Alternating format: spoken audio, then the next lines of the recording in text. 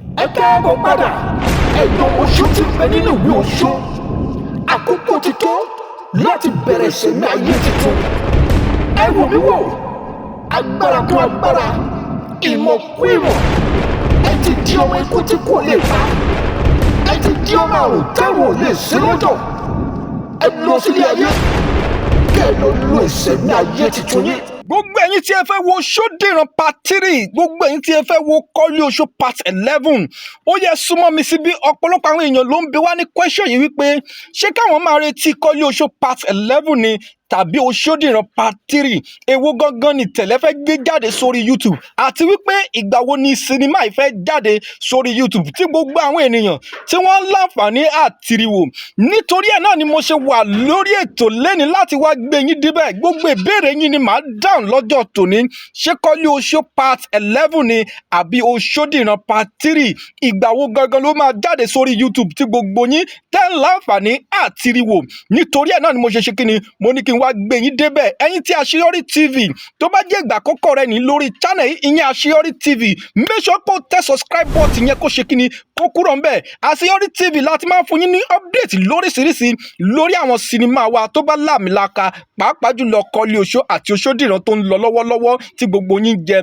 Fún ìdí èyí, gbogbo fídíò tó bá ti ń jáde tó bá ti láàmìlaka la máa gbé wá fún yín. Ẹ máa bá wa tẹ subscribe button yẹn, kẹ́dẹ̀ máa ṣe kí ni, kẹ́dẹ̀ máa like fídíò yìí. Ẹ má gbàgbé láti share fídíò yìí, and then ẹ make sure pé wo fídíò yìí dí òpin kẹ́ má bàa miss any part nínú fídíò yìí, nítorí pé kí ni à ń dáhùn gbogbo ìbéèrè yín. Ọ̀pọ̀lọpọ̀ ayédèrú Koleoso Osodiran ló wà lórí YouTube lọ́wọ́lọ́wọ́ bí mo ṣe ń bá yín sọ̀rọ̀ yìí. Kó tó di pé ẹ lọ waste data yín, ẹ wo fídíò yìí dópin kẹ́ bá lè mọ bó ṣe ń lọ. Orí channel yìí nìkan láti máa já yín tán lórí Koleoso àti Osodiran bó bá ṣe ń lọ pátápátá, tẹ́ẹ̀ fi ní síwò, tẹ́ẹ̀ fi ní wo fake Osodiran tàbí fake Koleoso. Lórí ìbéèrè tí à ń bi wá wípé ṣé kẹ́yìn máa retí Osodiran part 3 ni àbí Koleoso part 11, ẹ jẹ́ n kọ́kọ́ sọ fún yín wípé title mẹ́ta ló wà níwájú wa tá a fẹ́ ṣiṣẹ́ lé lórí. Àwa wò pé ẹ jẹ́ ká bi ẹ̀yin olólùfẹ́ wa, èwo gangan lẹ̀yin wò wípé ó bá iṣẹ́ náà mu jù ká gbé jáde? Bẹ́ẹ̀ ni, èwo lẹ wò pé ó bá iṣẹ́ náà mu? Title mẹ́tẹ̀ẹ̀ta ni màá dárúkọ fún yín, ṣùgbọ́n méjì nínú title ló jẹ́ kókó tó jẹ́ pé a lè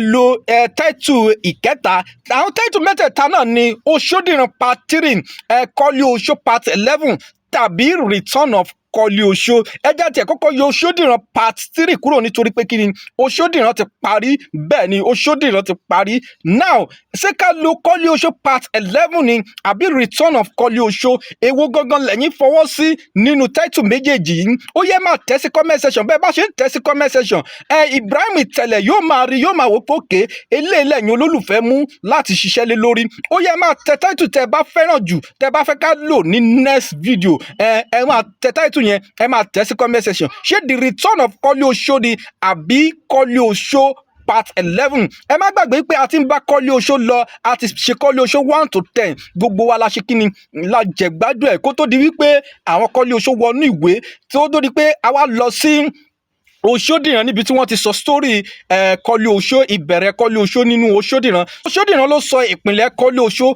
Mò ń wá sọ fún yín pé a ti parí Osodiran báyìí, Osodiran ti dé òpin, ṣùgbọ́n sẹ́yìn a fẹ́ ṣiṣẹ́ lórí title kan, Return of Koleoso or Koleoso part 11. Èwo gan lẹ fẹ́ ká ṣiṣẹ́ lé lórí? Ẹ máa drop ẹ̀ ní comment section, ẹ máa drop ẹ̀ ní comment section. Bẹ́ẹ̀ bá ṣe ń drop ẹ̀ ní comment section, ẹ máa share video ìkẹ́dẹ̀ máa sọ ní comment section wípé ìtẹ̀lẹ̀ drop Koleoso part 11. Ẹ̀yin tẹ́ bá wá mú Return of Koleoso, ẹ máa tẹ̀ sí comment section wípé drop Return of Koleoso. Ẹ máa tẹ̀ sí comment section, kẹ́dẹ̀ máa share video yìí, kẹ́dẹ̀ máa fi comment yín sọwọ́ sí wa. A máa kọ comment yín, ìgbà tí fíìmù bá máa jáde, a tún wá sórí channel yìí, ìyẹn Àṣeyọrí TV, láti wá sọ déètì tó máa jáde sórí YouTube. Nígbà tá a bá ti wo title tó bá mu tó lọ fún iṣẹ́ náà, a wá sórí YouTube láti wá ṣàlàyé fún gbogbo ẹ̀yin olólùfẹ́ wa, ẹ̀yin tí Àṣeyọrí TV.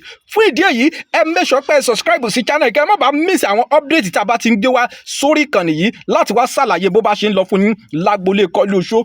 Fún ìdí èyí, ẹ máa tẹ subscribe button, kẹ́dẹ̀ máa share video yìí, ẹ máa drop comment yín. Koleoso ti tán o, Koleoso ń padà bọ̀. Bẹ́ẹ̀ ni, tẹ́ bá rántí ibi tí Osodiran parí sí, wọ́n ní let's go to the next chapter. a dẹ̀ ti wà ní next chapter. So title tá a máa fún next chapter là ń béèrè lọ́wọ́ yín pé ṣé Koleoso part 11 ni àbí the return of Koleoso, èwo lẹ̀yin wò pé ó bá mu jù? Ẹ máa drop ẹ̀ ní comment section. Á tún máa padà wá lọ́jọ́ mi láti wá máa ṣe kíni, láti wá máa gbé yín débẹ̀ bó bá ṣe ń lọ lágboolé Koleoso àti Osodiran tí gbogbo yín fẹ́ láti wò. Àṣeyọrí TV náà lẹ́wà yìí níbi tí a ti ń gbé àwọn sinimá ńláńlá wá fún ẹ̀yin olólùfẹ́ wa. Ẹ make sure pé ẹ subscribe sí channel yìí o. A tún fi ayọ̀ àti ire àti ìdùnnú pàdé lọ́jọ́ míì. Ó dàbọ̀.